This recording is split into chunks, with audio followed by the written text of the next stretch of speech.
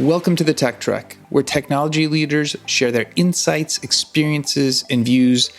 Every week I bring you a new guest. And on today's episode, my name is Lisa Hall. I am the Chief Information Security Officer at Color. Color provides genetic testing and analysis on genes that indicate risk for heart disease and cancer. We also do testing for COVID and other things. Yeah, so I head up the security team, the governance, risk, and compliance team, IT, and one of our infrastructure teams.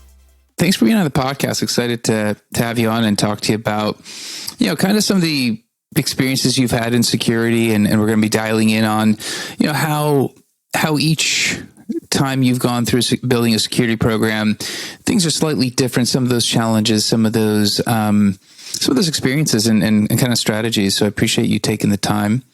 I guess question one, just to kind of kick it off, give us a little bit of high level of what, the current program looks like in terms of just security at Color, to give us a baseline. Yeah, Color we're still a pretty small team, but we have small specializations. So we have our security program, which does cover infrastructure security, application security, product security, like the standard security domains, then governance, risk, and compliance. So we are healthcare, so we do have quite a bit of regulatory requirements, as well as we have pretty robust compliance program around like SOC 2, ISO, and of course HIPAA. And IT, standard corporate information technology, though Color does have a lab because we are a healthcare company. So that has some interesting differences where we actually have a physical location that is scientific lab, which is very different than just your average office. And then the infrastructure teams, which is all about like developer experience and helping developers do their job better. So I know, obviously we'll have your LinkedIn profile. People can go ahead and look your background up to kind of, understand where you've worked and kind of your progression in security. This podcast, we're going to be talking about how, going into each of these companies has required a different strategy. It's a different experience, which is part of the challenge of security, I suppose. But maybe at the highest level, let's talk about, as you've gone through different companies and you've seen different experiences and different challenges, how do you go into each opportunity, with the fresh set of eyes, not to come in there with that preconceived notion, making sure that, you're viewing the problems at that current opportunity the right way? Yeah, that's a good question. I think, that's an interesting role of a CISO, is when you can come in and really understand what the business needs. And there isn't just a playbook you can take to every single company and it's going to work. So early in my career, I consulted with EY, and I was at a lot of larger companies in the South Bay, where you walk in, you're like, well, this is already done. We have a process for this. Maybe how can we optimize it? Or it's going to change over time, but it mostly exists. And then one of my first startup gigs, I guess, was Twilio. And that was 2013, maybe. I'll have to look at my own LinkedIn profile to reference that. But it was super tiny. I think it was like 150 people when I joined, but we didn't have and that part of the fun is kind of growing what those processes are going to be. So your job, understanding that your job's going to change, even though the title may be you're doing security, no matter what the title is, your job description, you're probably going to do a lot more outside of your job description, quote unquote, for smaller companies and a startup. That hasn't been done. There's points in my life where I owned the vendor onboarding process. Generally in a larger company, security will own the third party risk part of that. We'll review the vendor for risk. But sometimes there's nothing there. So you're I guess we're building it. We need to get this done. So we're going to create a process for that. And that involves talking to finance, talking to, IT, talking to procurement and all these other organizations that maybe traditionally security wouldn't have day-to-day interactions with. So really just, I guess, understanding what the business needs for each company and how to bring security to different levels of orgs. And sometimes those orgs are engineering centric, where you hop in, you're like, oh, all these engineers are already thinking about security. This is great. Or they're like a very different type of company where you have to do a little bit more education and really show what the value of security is. And sometimes it's, regulatory focus. Like I think before, I'm sure that sometimes like companies like Color or companies that are very like HIPAA driven or regulatory driven, that's probably the first thing they think about. And then they go into, maybe more of the like standard security mechanisms. So yeah, it really is just understanding the business first, and then where the things you've learned you can actually bring and make useful. It's like if I went into a company in the beginning, like a 150 person company with the vision that it will operate like Google, like I will be very disappointed and sad, because that's not like, it's just not going to happen. Of course. I guess, you're there to evaluate security program, evaluate risk, evaluate what should be addressed. I guess as you kind of go into these different opportunities, different size orgs, there are different levels of maturity. You have to keep readjusting how you evaluate risk, I suppose. Oh, definitely. And sometimes it's just getting people to think about risk more. Generally, when I come into a company, no matter what the size is, I kind of start, look at what they have. And sometimes that is evaluating from scratch to a certain degree, like doing interviews with people and kind of doing that sort of high level risk assessment approach. We're like, let me talk to people. Let me see what they think and how they view security and what they think is risky. And you've got like the standard, like, yes, I'll fill out this sheet that has all the like, what's my threat? How could this actually affect us? But like just having those conversations and really getting to understand like what people envision security being there, like what they want to see from the security program, can be pretty impactful. Absolutely. You mentioned, different types of orgs. Engineering centric is one type. I guess when you go into an engineering versus non-engineering centric company, does anything change your approach or the way you enter that opportunity? Yeah, I think, engineering first orgs, generally they're already thinking about security, at least on, engineering security, on the engineering security side. So it is a little easier to like have those conversations. And I think the levers that you use to establish a program are just different, right? And they can be, it's kind of like finding your partners across the org. Like at Color, I knew that we already had an established like legal program, and that regulatory risk was already a thought for us, just being in healthcare. So that was a lever that I could use to tie into other work that we really wanted to get done. Is like, hey, this also is related to us like doing the right thing. And, engineering centric, it's like if you want to talk about, I don't know, enforcing protected branches or something, you're like, I want everyone to do a peer review on code. People are probably already like, those conversations are going to be a little bit easier. Not that like healthcare companies don't have that mentality. It's just that they're, the first goal is like doing healthcare. Like we want to protect people, and we're not like building this product that's doing a security thing. So it's just the approach is going to be a little different. I always think, as we all put tools in our toolboxes, every time we go to a new job, hopefully you're expanding the options you have of what you can do, which is also a blessing and a curse, because the more levers you might be able to pull or not pull means there's trade-offs in your mind. I guess as you've been adding to your toolbox, and you look at a company and you're like, well, these are the levers I could pull, but obviously you have to look at where they're on the maturity state of the security, the org type. Those pulling those levers seem a lot more art than science when we really think about it.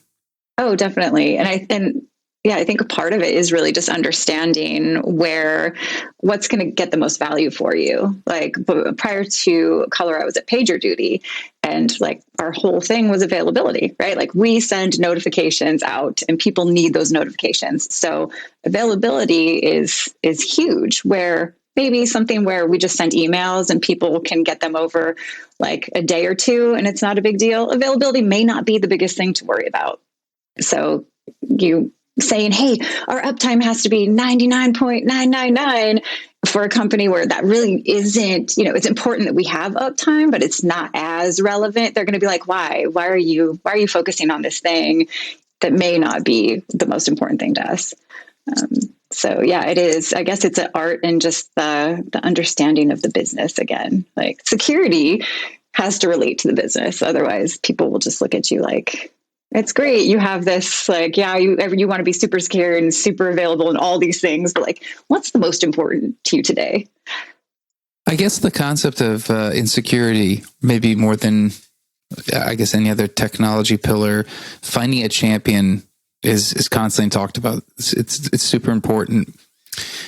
I guess when you enter a company and you're looking to find a champion, obviously different size companies, different circumstances. I get that. I guess what kind of attributes do you look for to find that right partner, the person that could potentially help you promote, establish the processes you need to put in place? What I've found mostly is that there's already people sprinkled around that are thinking and caring about security. So like, you don't have to be a salesperson with those folks. They're already like, hey, I have these ideas. I'm trying to do this. And they may not have a security background, but they're like, those are my first champions. I'm like, oh, you are already thinking about this and you've been asking these questions. And now I can come in and kind of help raise those up a little bit more and like have the new face that comes in and says, oh, we've been hearing this, but now this person's coming in and like validating what's been said. That's usually the first place I look, is just finding the people who actually are like excited about security and see the value there. And then of course, looping in everybody else after, like, hey, here's the initiatives we're working on here. Here's how it can actually affect you. Like, here's how security brings the return on investment to the sales team or to our business. Here's how we can actually affect the product, and we're your friends. And then you already have your champions who are like, yep, we've been thinking about this before you got here. There you go. I like that. I know you spent a little bit of time at Ernst Young a few years back, and I always kind of look at that stop in consulting as different than working for the company itself. How did spending time in consulting, did it actually change the way you view your job? That once you're obviously working at a particular company, did it help in that way? Did it adjust the way you see things, just having that experience of working for a consulting company? Yeah, I really appreciated working for a consulting company because it gave me the opportunity to see what like a variety of companies were doing. Where if I were at one company during that time, I would have learned something, but I wouldn't have been able to jump around as much. Technically, I guess you could leave your job every few months, but that would be, that sounds like a lot of trouble just to get that experience. So it was really interesting because I got to work for companies that had data centers. They're like, yep, we're on-prem. I got to work for companies who were migrating, who had both.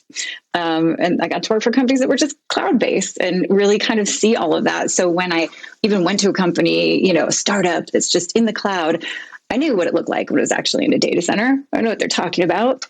Whatever fancy word they're using for serverless, I know they mean servers or whatever they're talking about. So I think that really helped. And also just putting things in perspective, seeing like what people do right, leveraging what I thought worked really well at some of the companies that we could use other places, just using that experience and understanding when things wouldn't work well. Like, yep, that worked well there because they had a dedicated SOC team that could manage, build their own stuff or whatever it is. Where it's like, nope, our team's 2 people. We're probably not going to be building our own secrets manager today. That's too funny. I guess, as you kind of look at, the notion of quick wins, people, take a job, and I'm an ex-BI person, so it was always like, how do you establish a quick win? You want to get a report in somebody's hand while you got a ton of plumbing to build. Security has its own notion of there's a long-term plan, but still nice to deliver some quick wins. How do you deal with those quick wins? Yeah, I love breaking up big projects into small, manageable pieces. And I think it's really important to celebrate those quick wins, especially for, people coming into a company. I always try to do that for my new hires. I'm like, okay, maybe the thing you're going to be working on is vulnerability management, and that's massive and like never ends and difficult. But like, what is the quick win we can get? So I think it's really important, and finding those things that it really depends too on the level you're kind of reporting to. But for example, if you want to do some AWS cleanup or something, you're like, okay, this is massive. We know that we want to like have all of our buckets encrypted or at a reduce access in general, privilege access. Maybe there's one instance you found that was just costing the company a bunch of money. And like, yeah, it's good to like shut down unused things, but like that would be a quick win that I would elevate up. I'd be like, hey, we were doing some cleanup, security focused, but we ended up saving like a bunch of money while we were doing this. And just calling out the things that, can kind of give security the visibility, because a lot of times we do operate in the background. We're like, yeah, we restricted some access. They weren't using it. Didn't really affect anybody. Like, yay. But really pulling those things out. So I try to do a lot of I'm big on regular communications for security, like those quick wins in newsletters and like having a seat at the whatever company all hands or engineering all hands where you can really talk about what you're doing. And you just kind of tune it to not engineer speak. Like everybody understands saving money. Everybody understands getting your, password owned, or things that you can just be like, hey, here's how we're helping the company in words that aren't just acronyms. That's fair. And obviously, you've worked for some different size companies, right? Some well-known brands, some smaller brands, all kinds of different companies.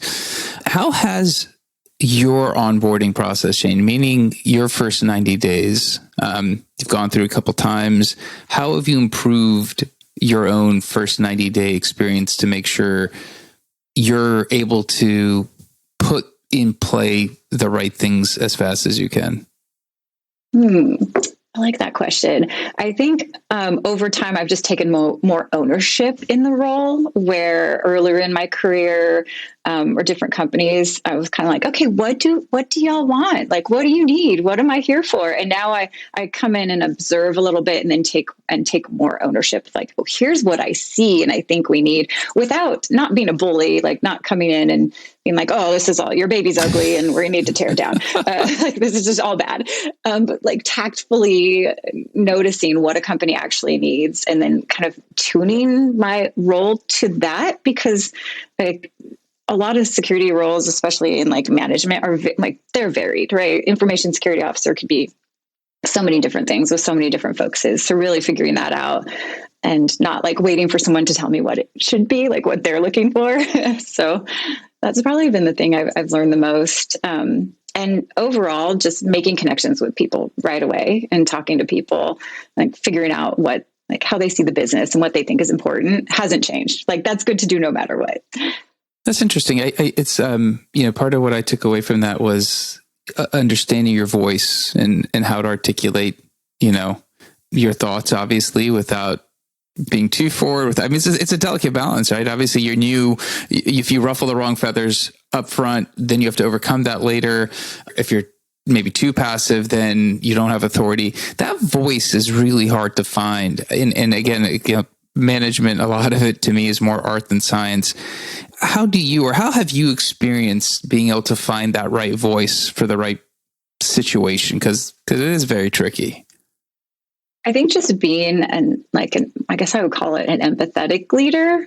I don't know. It's interesting. Like I've had a lot of experiences, even during interviews or helping companies figure out what they want for a CISO role, where you get just so many different personalities, so many different backgrounds. And I think during that process, that's when I know if it's the right company for me. Like it has to be a good match both ways, like a good partnership. And part of that is recognizing, like, am I the right voice? Am I the right person for this role?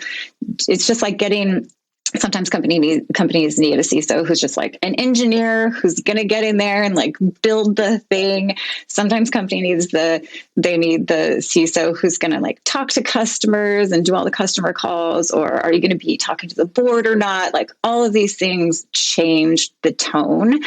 of like what kind of leader, what kind of CISO you would be or would be ideal. And it could be different for each role.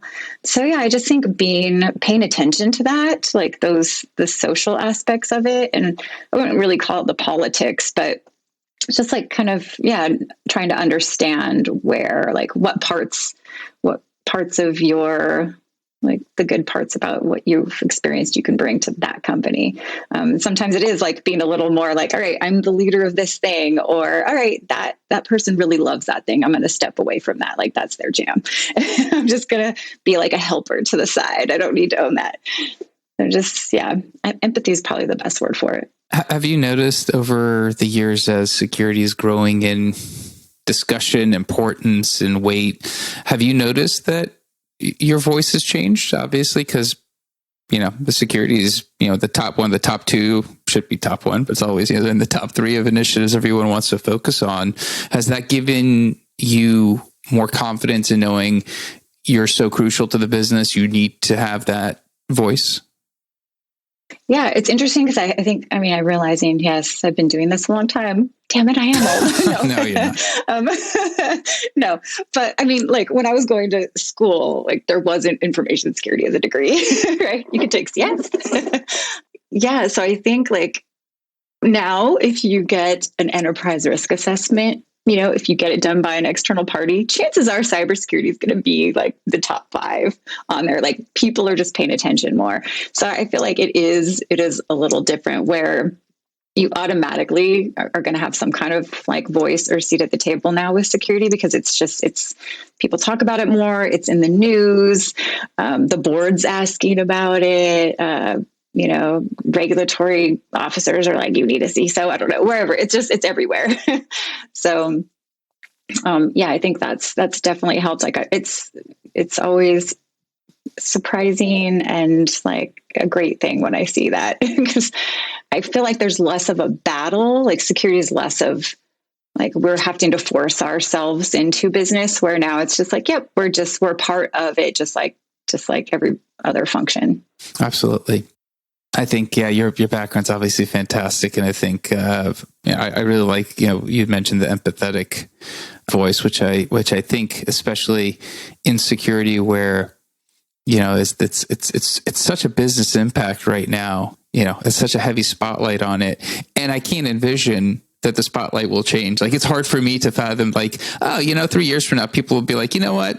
It's less important now. We went through the, that bubble phase. And I'm like, this is not a bubble. This is what it should have been. And it's driving some of those business conversations, which I think is now shifting the view of security, shifting the view of the role of the CISO. I mean, obviously, that, but it's really interesting to hear how the different places you've gone and kind of the maturation of as security has gotten more important, your role has slightly shifted each time. Yeah, definitely. I agree. I don't think it's a fad. It's probably not going anywhere. It's not. I know we've had other bubbles. I don't know this is a bubble, so I'm going to put that out there. Yeah. Yes. Awesome. Well, before I let you go, I'm going to run through a few things just to kind of get to know you better, pick your brain, and kind of run through some of these questions with you. I'm a big fan of productivity hacks. I'm always trying to hear what I could pick up. Do you have a productivity hack that helps you stay organized? I mean, overall, I like automation. Like if I can automate something, I'm like, can we just automate this? Why am I manually doing this anymore? I feel like I use the Eisenhower matrix like a lot. It's just like, is this important? Should I be doing it now? Like, can I delegate this? And I feel like I've shared that with a lot of my managers, people that I manage in the past, where it's like, look, even though you feel like you own it all, because ultimately you do, like you have to make decisions on what's the actual thing you need to do today. So I like that idea of like, if it's important and like, you should just do it. If it's not important or you can delegate it, do it. So that's I don't know if that's productivity, but yeah, that keeps me from working till, like 10 p.m. every day. That's a win. I like that Eisenhower matrix. I think that's really, I've actually tried to put it on paper. I realized I might do it much better in my mind. So I like this one. Just like a good reference. It is. It's a good way of, putting things in check and understanding your involvement in something before you're too deep down the rabbit hole. Other question I was going to ask you is, what motivates you about your job? Ooh, I really enjoy the people I work with. So like building teams and having the rapport with people that I work with is like a huge motivator for me. It has probably in good and bad ways. It really affects my happiness and my, like, if I'm happy at work. And yeah, seeing the impact. I really enjoy seeing like impact of the work we're doing. So that's motivational, where I feel maybe that's why I enjoy those small wins. Going back to it's like, look, we did a thing and it had impact, and look at how great this is. I think that's part of it. In healthcare, it's a little easier because I'm like, we're affecting people's lives. Like, this feels great. If you could take away one thing about your job, or maybe we call it the least favorite part, however way you'd like to look at it, of your job, what would that be? I don't know if there's a way I didn't need so many meetings. I think that's a fair one. That's a fair one. That's kind of, I don't know if that's a good one, but yeah, I feel like I don't think I've cracked the code of like super productive meetings. Like, I'm a huge fan of working meetings where it's like, let's do a meeting and like, let's get the thing done during the meeting. And especially in the virtual environment, like everybody's remote, our entire team is remote. So I haven't quite figured out how to like get the camaraderie, I guess, part of it without having a packed day of like just seeing people on Zoom. Maybe it's impossible. I don't know. That's a tricky one. I'd like to find a way out of meetings as well. So I think somebody will eventually find a way to make a lot of money doing that. Final question for you. Tomorrow you win the lottery. Don't have to come back to your job. You could come back to your job, but if you don't have to come back to your job, what would you do? How would you want to spend the rest of your days? I love that. Do you have a ticket? Should I go get a ticket now? I'm gonna if I get a good scratcher, I'll let you know, and we'll go halvesies on. I would still go back to my job for a bit, for sure. I do feel connected. Like, I would want to, I like finishing the things I start, or like getting things to a good place kind of person. I would definitely just take some time off, kind of do some hobbying. I would love to just like spend time, I don't know, doing some creative things, probably some of it involving computers still. But yeah, otherwise I would probably just do that, spend time with family and friends, and yeah, maybe dabble in security, like as a part-time thing. Sideline, just freelance a couple hours a week to keep your skills sharp. I like that. I like it. All right, Lisa. Well, thank you for being on. Thank you for sharing. It's been great having you here. Thanks so much. Thank you. That's it for this episode. I'll be back again with a different guest, a different topic. Until then, please like, subscribe, share, leave a comment wherever you are watching or listening to this episode. I can't thank you enough if you do. Until next time, thank you and goodbye.